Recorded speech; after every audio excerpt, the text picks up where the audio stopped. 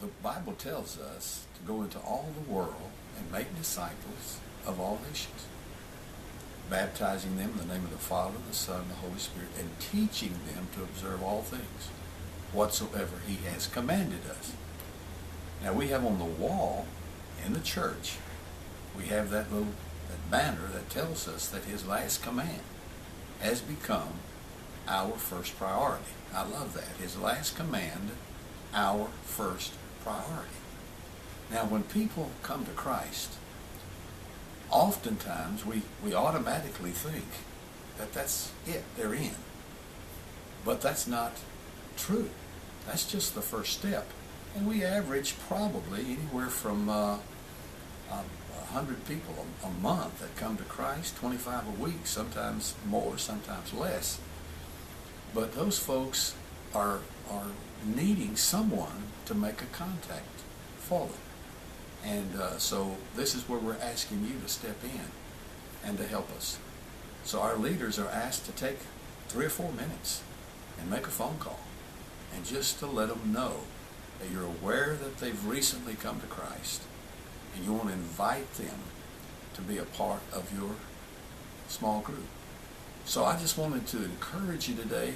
Pastor Hector has told me about how on a Friday evening you guys made about 40 different calls. It didn't take but 20 minutes when you all worked together.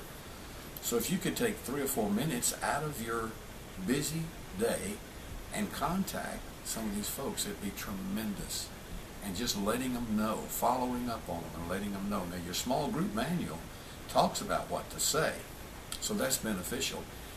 Your call could determine the difference on where someone is going to spend eternity, or at least start the process. So we're not asking you to totally disciple people. What was it Jesus said? After winning them, baptizing them, and then teaching them to observe all things whatsoever he's commanded us. That takes time. And you don't have the time to totally disciple an individual, but that takes place in being in our services, that takes place in sitting in our discovery classes, or our Discipleship 1. And so many things are happening during the week to disciple an individual.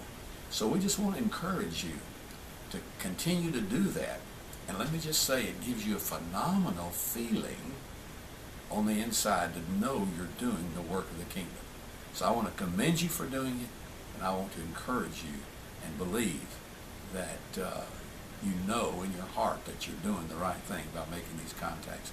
I'll share with you at a different time how the follow-up for Mary Ann and I made the difference on whether we're serving God today, and certainly whether I had accepted the call to preach the gospel. So I just want to encourage you today, and want to say keep up the good work. God bless.